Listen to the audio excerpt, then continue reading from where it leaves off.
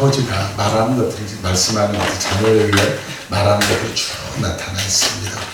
이 말씀을 통해서 우리가 다시 한번 부모를 생각하고 그 사랑을 생각하고 하나님의 은혜를 함께 생각하기를 원합니다. 여러분, 예수님께서 친히 말씀하신 비유들 가운데 아주 인상적인 비유들이 많이 있습니다. 마태복음 21장 28절 이하에 보면 어떤 아버지에게 이제 두 아들이 있었는데 그 아버지가 한 아들에게 얘기합니다. 야, 오늘 포도원에 가서 일 좀 해줄래? 그랬더니 그 아들이 대답을 해요. 그랬더니 아버지요, 가겠습니다. 그러나 이 맏아들은 말만 하고 실제로는 가지 않았어요. 가겠다고 대답은 철떡같이 해놓고 가지 않았다, 이 말씀입니다. 그런데 이 아버지는 다시 둘째 아들에게 가서 똑같은 말을 합니다. 오늘 포도원에 가서 일 좀 해줄래? 그랬더니 이 두 번째 아들이요, 싫어요, 나 안 가겠습니다. 그렇게 대답을 합니다. 그러나 이 둘째 아들은 뒤에 뉘우치고 아버지의 뜻대로 포도원에 가서 일을 했더랍니다. 여러분, 이 두 아들을 한번 잘 생각해 보세요. 하나는 가겠다고 하고는 안 갔고 다른 하나는 안 가겠다고 하고는 갔습니다. 그런데 이 두 아들은 신학적으로도 아주 중요한 의미가 있습니다. 가겠다고 그러고 안 간 것은 이스라엘이고 안 가겠다고 하다가 간 것은 바로 이방 사람이라는 것입니다. 우리는 다 이방 사람입니다. 그리고 하나님의 자녀가 되었는데 우리가 마치 둘째 아들의 그런 성품을 담지 않았나 하고 좀 생각을 해봅니다. 여러분은 어느 쪽입니까? 이 두 아들 가운데 가겠다고 하고는 감사한 마음으로 즐거운 마음으로 포도원에 가서 일하는 그런 아들이 되어야 할 것이 아닌가 하는 생각을 제가 해봅니다. 또 너무나 유명한 예수님의 비유의 말씀이 하나가 있지요. 여러분들이 너무나 잘 아십니다. 누가복음 15장에 나오는 말씀이 있지요. 바로 탕자의 비유입니다. 그 집에는 아들이 둘이 있었습니다. 그 집에도. 그런데 둘째 아들이 못 돼가지고 아버지가 돌아가시기도 전인데 유산을 내놓으라고 합니다. 이스라엘 사람들은요, 그 아들이 둘이면은 맏아들은 두 몫을 가집니다. 그리고 둘째 아들은 한 몫을 가져요. 왜 그러냐? 맏아들이 계속해서 집안의 가계를 이어가기 때문에 그렇습니다. 그래서 두 몫을 주는 거예요. 이렇게 되어 있는데 이 둘째 아들이 자기한테 돌아올 몫을 미리 달라고 말합니다. 아버지가 돌아가시기도 전에 미리 달라 이거거든요. 어차피 자기한테 줄 유산이니까 빨리빨리 자기 달라는 거예요. 여러분, 가만 생각해 보세요. 세상에 이런 못된 아들이 어디 있습니까? 그런데 그 아버지는 참으로 착해요. 그걸 또 군말 없이 또 자기 유산을, 재산을 또 내어줍니다. 3분의 1을. 저는 그렇게 선선히 유산을 내어주는 그 아버지가 더 이상한 사람이라는 생각은 들어요. 어쨌든 그 아버지는 3분의 1에 해당하는 재산을 둘째 아들에게 내어줍니다. 이 둘째 아들이 그 유산을 가지고 타국에 가서 화랑방탕하게 살았다고 표현을 하잖아요. 화랑방탕하게 마음껏 놀면서 모두 탕진해버립니다. 그리고 마지막에는 먹고 살기가 어려워져서 남의 집에 가서 돼지를 치면서 살아가는 모습들이 성경에 나오잖아요. 비참해진 것이지요. 얼마나 비참했냐 하면은 돼지가 먹었던 그 쥐엄 열매를 이 사람이 이거 둘째 아들은 쥐어먹고 살아가는 거거든요. 그때 이 둘째 아들이 생각합니다. 내 아버지 집에는 폭군도 많이 있고 먹을 것도 넉넉하고 그런데 나는 여기서 굶어 죽게 생겼구나. 이거예요. 이게 무슨 일이냐. 그러면서 자신의 아버지를 생각합니다. 그리고 마침내 그 아들이 아버지한테 돌아오지요.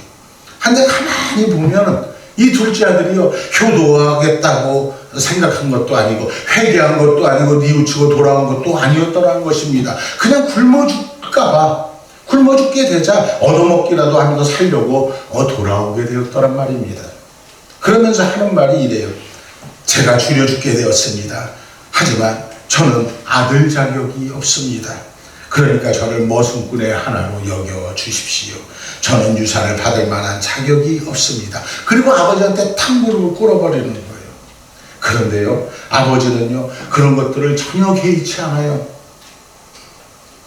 그저 그저 자기 아들이 죽었다가 살았고 자기 아들을 잃어버렸다 얻었다는 그 사실만이 이 아버지에게는 중요하더란 말이에요. 그래서 아들이 돌아왔다는 그 한 가지 사실만으로 너무나 기쁘고 즐거워서 그 아들을 위해서 송아지를 잡아요.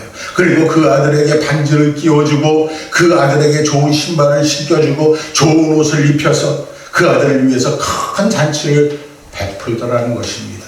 여러분, 이것이 부모의 마음이잖아요. 아버지의 마음은 딱 하나더라고요. 내 아들이 살아 돌아왔다. 죽지 않고 살아 돌아왔다는 것, 그거 하나. 제발로 돌아왔다는 것, 그것에 그저 감사한 거예요. 이런 기쁨으로 충만한 아버지의 마음인데 저 들에서 일하던 그 첫 번째 아들은 달라요. 그 형이 그 돌아온 탕자의 그 형이 집으로 돌아오다가 잔치하는 소리를 듣고 이렇게 말하잖아요. 저게 무슨 소리냐고. 그랬더니 그 머슴 중에 하나가요, 이렇게 말합니다. 아, 동생분이 살아 돌아와서 주인 어르신이 기뻐가지고 지금 잔치를 베풀고 계시다. 그 말을 들었던 그 형은 그때부터 기분이 나빠지는 거예요. 그때부터 막 화가 나기 시작해요. 그러더니 야, 나 안 들어가. 나 들어가기 싫어. 아주 기분이 나빠지는 거예요. 그런데 왜 그랬을까? 왜 형은 아버지의 마음과 달랐을까요? 죽은 줄 알았던 동생이 살아 돌아왔는데 형은 기뻐하지 못할 망정 오히려 더 기분 나빠하고 들어가기조차 싫어하고 만나기조차도 싫어했다는 것입니다. 그 형은 왜 그렇듯 속이 불편했을까? 이유는 간단합니다. 유산 때문에 그런 거지요. 동생이 죽지 않고 살아 돌아왔기 때문에 이제는 자기한테 돌아올 그 유산이 줄어들었다는 거예요. 그 남은 유산의 3분의 1을 다시 동생에게 나눠 주어야 하거든요. 그래서 그 형은 이미 손익계산을 다 해버렸어요. 동생이 죽었는지 살았는지 아버지의 마음이 어떤지 얼마나 기쁜지 따위는 전혀 아랑곳하지 않게 되었습니다. 자기한테 돌아올 유산만 생각하는 거예요. 그래서 불만이고 기분이 나쁘고 저 녀석이 왜 갑자기 돌아와가지고 이 질서를 어지럽혀. 유산 때문입니다. 아버지의 마음을 아프게 하면서까지 생명을 사랑하는 그 아버지의 마음과는 관계없이 그저 자기한테 돌아올 그 유산, 그 재산 문제만 생각하면서 이 형은 불만이었다는 것입니다. 그러니까 마다들도 아버지 마음에는요 또 다른 탕자였다는 것입니다. 우리 그것을 알아야 돼요. 하나는 집을 나간 탕자예요. 하나는 집에 있는 탕자더라는 것이에요. 그 마음으로 볼 때는 그런 생각이 들어요. 여러분이 잘 아시는 솔로몬은 누가 뭐래도 이 사람은 지혜의 왕이라고 다 알고 믿고 그렇게 대답하잖아요. 이 솔로몬은 지혜로 말미암아서 역사에 남은 인물입니다. 솔로몬 하면 지혜하면 솔로몬 이렇게 떠오르잖아요. 그때로부터 수천 년이 지났지만 솔로몬은 현재도 지혜의 대명사가 되어 있습니다. 그런데 여러분, 이 솔로몬의 그 지혜는 어디에서 왔을까 하는 겁니다. 어디에서? 오늘 본문에 자세히 보면 그 지혜는 아버지께로부터 왔다라고 말하고 있습니다. 그러니까 솔로몬이 지혜의 왕이 된 것은 결국 다른 데서 온 것이 아니라 솔로몬이 효도에서 나온 것이라는 것입니다. 오늘 본문을 자세히 보면요, 아버지가 아들에게 가르쳐 줍니다. 그 효의 덕을 따라서 지혜의 사람이 된 것이 바로 솔로몬인 것이에요. 그래서 여러분, 효도라는 것, 효심이라는 것, 참으로 중요한 것이다 라는 것을 우리는 알아야 한다는 것입니다.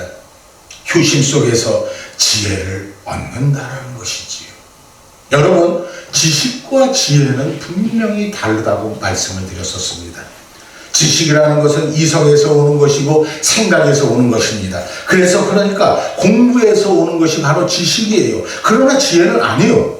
지혜는요 다른 데서 오는 것이 아니라 살아왔던 경험에서 오는 것이 지혜이기 때문에 그래요. 경험적 가치가 바로 지혜이기 때문에 그래요. 그래서요 그 중심에 그 마음에서부터 깨달은 바가 바로 지혜라는 사실을 우리는 알아야 한다는 것입니다. 그러니까 지식과 지혜는 완전히 다른 거예요. 그 지혜는 도대체 어디에서 왔을까? 아버지의 교훈으로부터 왔다는 것입니다.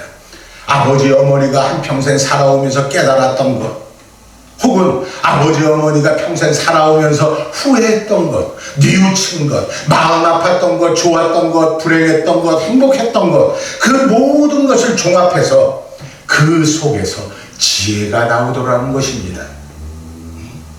부모로부터 지혜를 물려받아야 지혜가 지혜된다는 사실을 우리는 잊어서는 안 된다는 것입니다. 저는 이 오늘 본문을 다시 한번 읽으면서 내가 왜 이 생각을 그동안 못했었나? 왜 이 생각을 못했지? 하는 생각을 제가 해요. 솔로몬이 지혜로운 줄 알았더니 아니더라고요. 솔로몬의 지혜는 다른 데서 온 것이 아니라 그 아버지 다윗에 대한 효도에서 온 것이었다는 것입니다. 아버지로부터 온 것이었던 것입니다. 오늘 성경은 분명히 얘기하고 있잖아요. 4절 말씀을 한번 보겠습니다.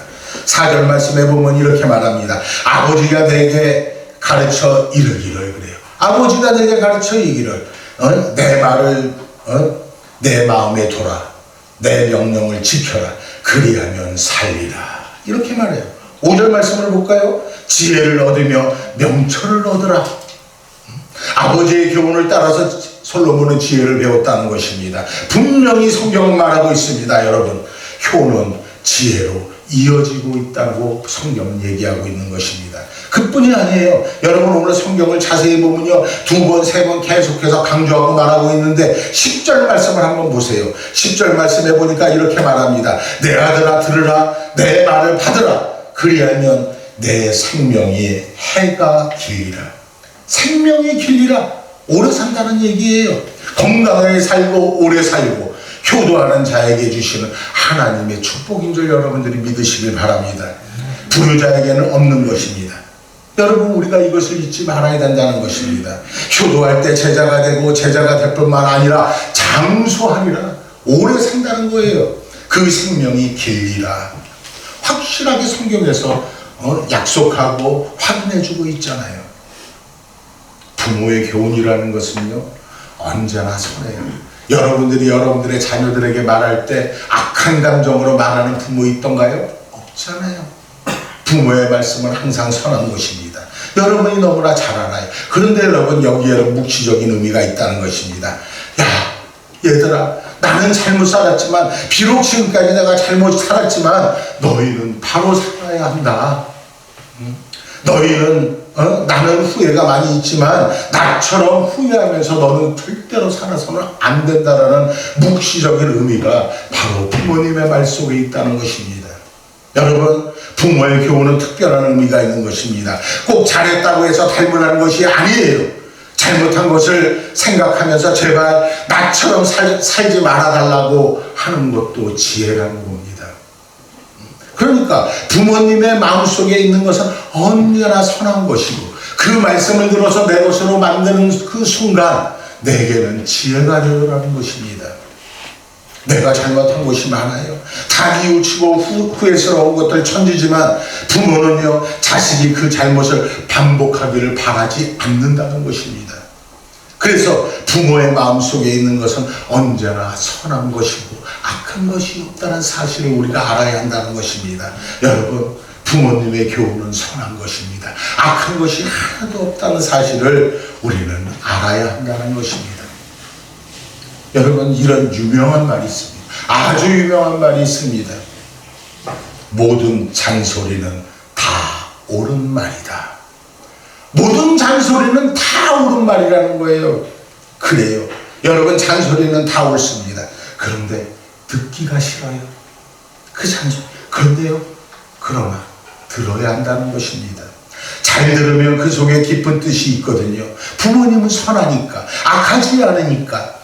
자기는 잘못 살았더라도 자녀만큼은 선한 삶을 살기를 바라는 것이 부모의 마음이니까 그래요. 부모님의 마음속에 있는 교훈은 항상 선하고 악한 것이 없기 때문에 그렇습니다. 우리는 이걸 잊지 말아야 한다는 것입니다. 그런가 하면요, 부모님은요, 세상을 많이 살아왔기 때문에 이제는 알아요. 이렇게도 살아보고 저렇게도 살아보고 이런 실패 저런 실패 많이 경험해 보았기 때문에 아는 것이잖아요. 그래서 다 정리해서 자녀들에게 말해주고 있는 것입니다. 이제는 알 수 있는 그 마지막 교훈, 그것을 나한테 주는 것이라는 것입니다. 그걸 우리가 마다해서 될까요? 그것이 바로 지혜인데 그것을 듣지 말아야 할까요? 그런가 하면요, 부모는 자녀를 사랑합니다. 사랑해서 주시는 말씀이기 때문에 그렇습니다. 그래서 제발 나같이 살지 말아다고 하는 뜻이 그 부모님의 말씀 곳곳에서 나타나고 있다는 것입니다. 제발 이것만은 나처럼 해다고 하는 그런 말, 또 귀한 자녀 사랑하는 마음이 듬뿍 담겨 있는 것이 바로 부모님이 우리에게 해주시는 말씀이요 교훈이란 사실을 우리는 잊어서는 안 된다는 것입니다. 그뿐만이 아니요, 부모님의 교훈은요 종말론적인 거예요. 마지막을 의미한다는 거예요. 왜요? 일생을 살아왔기 때문에, 그동안 오랜 세월을 살아왔기 때문에, 이제 얼마 남지 않았기 때문에 마음이 급해요. 마음이 급한 거예요. 하나님 앞에 갈 시간이 되어 가거든요. 이렇게 종말론적으로 생각하면서 자신의 삶을 돌아보고 정리해서 주는 교훈이 자녀들에게 말하는 겁니다. 자녀들에게 주는 교훈이 바로 그러한 교훈이라는 것입니다. 그러니 여러분, 얼마나 값비싼 교훈입니까? 그걸 마다한다면 어리석은 자녀이지요. 내 부모님이 돌아가셨을 수도 있어요. 현재 지금 이 세상에 안 계셨을 수도 있어요.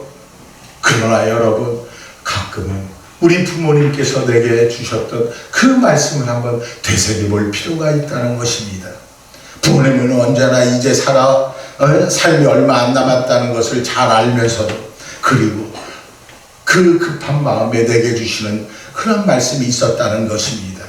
그 교훈을 잘 받아들여야 우리는 지혜로운 사람이 될 수 있다는 것입니다. 오늘 본문에서 아버지는 분명히 말씀하고 있습니다. 4절 말씀해 보면 내 말을 너의 마음에 두라. 내 말을 너의 마음에 두라. 저는 이 말씀이요 가슴속에 사무쳐요. 정말로 사무쳐요. 머리로 생각하는 것이 아니요, 머릿속으로 생각하면서 행동하는 것이 아니요, 가슴에 두라는 겁니다. 가슴에. 내 교훈을 너의 마음에 두어라. 다시 말하면 기쁜 마음으로 그 말씀을 받아들이라는 겁니다. 우리는 기쁜 마음으로, 감사한 마음으로 부모님의 말씀을 받아들일 수 있는 그러한 마음이 있어야 한다는 것입니다. 그런 믿음이 있어야 한다는 것입니다. 억지로 하는 것이 아니고 기쁜 마음으로, 아니 감사한 마음으로, 즐거운 마음으로 받아들여야 한다는 것입니다. 내 마음을 마음에 두라. 여러분, 이 얼마나 중요한 교훈입니까? 부모님의 교훈을 우리의 마음에 다시 한번 새길 수 있는 그러한 귀한 시간 되기를 주의 이름으로 축원을 드립니다. 마음 깊은 곳에 부모님의 말씀을 두는 것이 다름 아닌 효도이기 때문에 그렇습니다. 그런가 하면 오늘 본문 7절의 말씀에 보면 또 이렇게 말씀합니다. 지혜를 얻어라 했어요. 지혜를 얻어라. 왜? 다윗이 경험을 했거든요. 자신도 경험을 했거든요. 한평생 경험하면서 보았거든요. 물질도 좋고 군사도 좋고 명예도 좋고 다 좋은 것 같으나 아니더라는 겁니다. 남는 것은 지혜밖에 없더라. 이것이 부모님이 깨달은 것이라는 겁니다. 그 아버지 솔로몬의 아버지인 다윗이 깨달은 진리예요. 제발 지혜를 얻어라. 지혜밖에 없다. 지혜, 거기에 바로 영광이 있는 것이다. 그래서 이 교훈을 잘 받았다가, 솔로몬이요, 이 교훈을 잘 받았다가 열왕기상 3장 9절에 보면요, 이런 말씀이 나오잖아요. 하나님께서 솔로몬에게 말씀합니다. 솔로몬이 1000번제를 드리고 난 다음에 하나님이 너에게 무엇을 줄고, 이렇게 말합니다.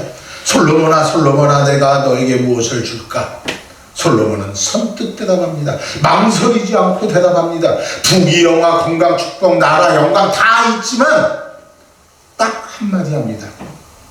하나님, 지혜로운 마음을 주세요.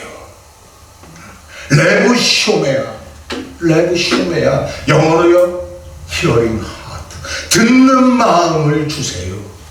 듣는 마음을 주세요. 이렇게 말하는 거예요. 그게 어디서부터 온 것입니까? 바로 그의 아버지 다윗왕에서부터 온 것이란 말입니다. 아버지가 그걸 솔로몬에게 가르쳐 주었기 때문인 것입니다. 지혜가 제일이다. 지혜만 있으면 된다. 지혜가 능력의 근본이다. 지혜가 있으면 오래 산다. 그러므로 그 아버지의 교훈을 받아서 솔로몬이 21살 때 대답합니다. 하나님, 지혜를 주세요. 그 부모의 교훈, 다윗왕으로부터 온 것이라는 말씀입니다. 솔로몬의 것이 아니었더라 말입니다. 그 아버지로부터 온 것. 그걸 생각하면 놀라워요. 지혜를 얻어라. 지혜를 버리지 마라. 지혜를 사랑하라. 지혜를 품으라. 그것도 가슴에, 네 마음에 그 지혜를 품으라. 지혜를 즐거워하라. 그리할 때 너의 나라, 너의 왕위가 튼튼할 것이다. 네가 건강할 것이고 장수하리라. 내 말을 마음에 두라. 아까 말씀드린 대로 가겠다고 하고 안 가는 아들, 가겠다고 하고서는 안 가는 그런 아들, 안 가겠다고 하고 가는 아들. 그러나 여러분, 가겠다고 하고는 가는 아들, 그러한 아들이 될 수 있는, 그러한 자녀가 될 수 있는 여러분들에게를 주의 이름으로 축원을 드립니다. 기쁜 마음으로, 감사한 마음으로 가는, 주께서 가라 하시면 뒤돌아보지 않고 가는 그런 아들이 되라, 이런 말씀입니다. 오늘 본문은 또 말씀합니다. 6절의 말씀에 보니까 지혜를 버리지 말라. 그가 너를 보호하리라. 그를 사랑하라. 그가 너를 지키리라. 지혜가 너를 지키리라. 지혜가 바로 여러분들을 지킨다는 사실을 잊지 않는 여러분들에게 주의 이름으로 축원을 드립니다. 아버지의 그 깊은 소원, 파란만장한 삶을 살아왔던 그 다윗을 생각해 보세요. 그 파란만장한 삶을 다 살고 마지막으로 얻은 결론, 종말론적인 결론, 그것이 바로 지혜였더라는 것입니다. 그 말대로 해서 솔로몬은 지혜로운 자가 되고 지혜가 주는 축복을 누리게 되었더라, 이 말입니다. 영국의 유명한 정치가 중에 처칠이라는 분이 계시잖아요. 처칠 수상. 그 처칠이 한참 권세를 나타내고 온 세상이 처칠을 존경하던 때 많은 사람들이요, 그 처칠의 지혜가 도대체 어디서 왔는지, 그 용기가 어디에서 왔는지, 그 믿음이 어디서 왔는지 막 영국 사람들이 엄청 궁금해했어요. 그래서 사람들이요, 처칠에 관한 책을 많이 썼습니다. 그래서 찾아보면요, 처칠 수상, 뭐 삶, 뭐 이런 식으로 해가지고 책이 많이 나와 있어요. 그런 책이 많이 나와 있는데, 그 처칠의 생애에 대해서 많은 책들이 있었는데, 이 맨 마지막에 이 처칠이 자기에 대해서 쓴 책들을 모두 한번 이렇게 훑어봅니다. 그리고 나서 이렇게 말했더랍니다. 그 책을 모두 다 읽어본 다음에 중요한 것을 하나 빠뜨렸구만. 그랬더니 옆에 있는 사람이, 그게 뭔데요? 야, 내 지혜는 우리 어머니로부터 왔어. 우리 어머니로부터 지혜가 나에게 온 거야. 어느 학자, 어느 교수가 내게 지혜를 준 것이 아니라 바로 우리 어머니로부터 왔단다. 나의 지혜는 내 어머니로부터 온 것이야. 지금까지 전해지는 아주 유명한 이야기입니다. 다윗왕은 말합니다. 그 아들 솔로몬에게 말합니다. 지혜가 제일이니 지혜를 얻어라. 지혜를 사랑하라. 지혜를 품어라. 지혜를 기뻐하라. 지혜를 즐거워하라. 그러면 너의 삶이 형통할 것이고 너의 생애가 길어질 것이다. 장수할 것이다. 부모의 그 깊은 소원을 들으면 일생 동안 지혜롭게 오래 장수하게 된다는 말씀입니다. 여러분, 깊이 생각해야 합니다. 우리가 이걸 알아야 돼요. 이 세상을 살아오면서 얻은 지혜, 그걸 어찌 자식에게 들려주고 싶지 않은 부모가 어디 있단 말입니까? 부모는 그렇습니다. 자기 자식에게는 무조건 좋은 것만 먹이기를 원합니다. 무조건 좋은 것만을 주기를 원합니다. 강도도 자기 자식에게 좋은 것을 줄 안다고 했습니다. 도둑도 마찬가지였습니다. 하물며 너의 하나님이.